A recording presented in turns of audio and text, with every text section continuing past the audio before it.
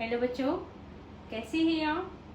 आशा करती हूँ अब आप पूरा ध्यान पढ़ाई में दे रहे होंगे और आप अपने स्वास्थ्य का भी पूरा ध्यान रख रहे होंगे। बच्चों, मैं आपको जो है व्याकरण में वाक्य ये समझाया था, पढ़ा रही हूँ। और पिछली वीडियो में मैंने आपको इसकी परिभाषा भी समझाई थी और बताया था इसके भेद कितने होते हैं। और यहाँ पर आपको मैंने उन भेद के भी आगे भेद बताए थे, जो अभी मैं आपको फिर से एक बार अभ्यास करवाते हुए समझाऊंगी। तो समझाने से पहले हर बार की तरह आप मेरे YouTube चैनल को लाइक और सब्सक्राइब करना ना भूलें। तो बच्चों, शुरू करते हैं। वाक्य में मैंने आपको बताया था सार्थक शब्दों के समूह को हम वाक्य कहते हैं, ये आपको बात बताई थी। वाक्य के दो भेद होते हैं, अर्थ के आधार पर और रचना के आधार पर। और आपको ये भी बताया था कि रचना के आधार पर जो वाक्य है वो आपके पाठ्यक्रम में नहीं है, अर्थ के आधार पर जो भेद हैं वो आपके पाठ्यक्रम में है। तो अर्थ के आधार पर 8 भेद होते हैं, जिसमें मैंने आपको 8 भेद में विधानवाचक, प्रश्नवाचक और निषेधवाचक ये 3 वाक्य मैंने आपको परिभाषा उदाहरण समेत समझाए। आज मैं आपको समझा रही हूँ आज्ञावाचक वाक्य। जैसा कि आज्ञा से ही पता लग रहा है, आज्ञा देना, समझ गए। आज्ञा देना, किसी को कुछ कहना कि ये काम करना है, आज्ञा देना।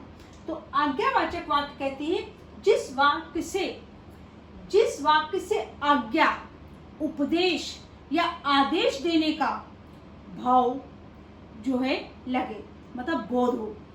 जिस वाक्य से आज्ञा, उपदेश अथवा आदेश देने का बोध हो उसे आज्ञावाचक कहते नहीं है। जाओ बाहर बैठो, ये क्या है? आज्ञा। आप बाहर बैठो, मैंने अभी बोला जाओ बाहर बैठो या आप बाहर बैठो, ये क्या देते हैं? आज्ञा। मुझे एक आम दो, ये क्या है? आज्ञा है। तो यहाँ क्या होता है? आदेश, आज्ञा देना। तो यहाँ पर जहाँ आज्ञा का भाव आ जाए वहां पर आज्ञावाचक वाक्य कहलाता है। अगला वाक्य है विस्मयादि बोधक। विस्मयादि बोधक का नाम आते ही एक बात आती है यार। विस्मयादि का मतलब होता है आश्चर्य, चकित। इसमें कई भाव आ जाते हैं। जिन वाक्यों में विस्मय, हर्ष, शोक, घृणा आदि का भाव प्रकट हो, हर्ष खुशी, शोक दुख, घृणा जिस चीज से हमें नफरत हो उसको हम कहते हैं घृणा। ऐसे भाव प्रकट हो, जैसे हम कहते हैं अरे ये क्या हुआ, अब एक अरे आश्चर्य का भाव आ गया। अरे जो है वो आश्चर्य का भाव आ गया, तो वहां विस्मय आ गया। छी कितनी गंदगी है, तो यहाँ पे घृणा का भाव आ जाता है। और हर्ष, वाह मजा आ गया।